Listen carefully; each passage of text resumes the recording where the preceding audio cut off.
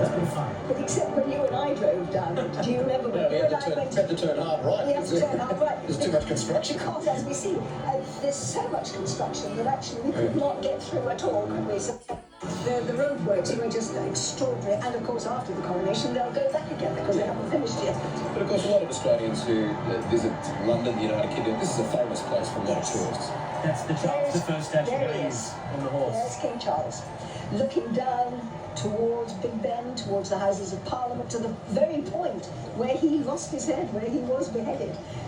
Down Whitehall, we're going to see the procession move past a lot of government departments. The old war offices there also being turned into a hotel. The British government's making a bit of money out of these investments.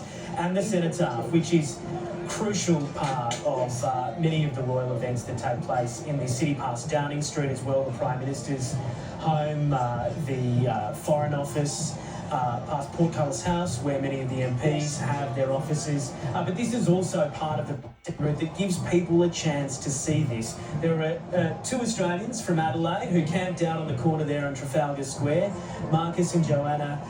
They camped out from last night. When I saw them yesterday, they had a perfect corner, and I hope they might manage to get a great view. No, they'll be enjoying it now. And of course, when they get to the bottom there of Whitehall, they would start they would go into Parliament Square and turn right, so they can go down to the Abbey, under the very eyes of Winston Churchill, because it's his statue which stands facing the Houses of Parliament right in front of Big Ben, and they will pass underneath that statue before they go down to the Abbey. Isn't that a magnificent shot? What a beautiful way to see that coach, not just with the 6 Windsor Greys in the front, but the lifeguards, the King's Troop, all around them. That is British ceremonial at its best. It is indeed. I agree with you with that. Fortunately, Jim Frecklington, who built the coach, installed air conditioning. I just hope today that there's a bit of heating in there as well. They have. They've got.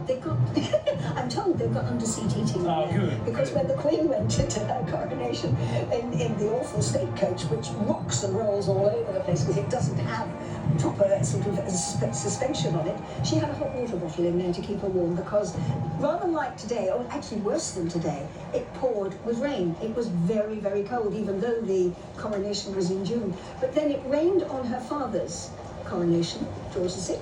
It rained on her coronation. Well,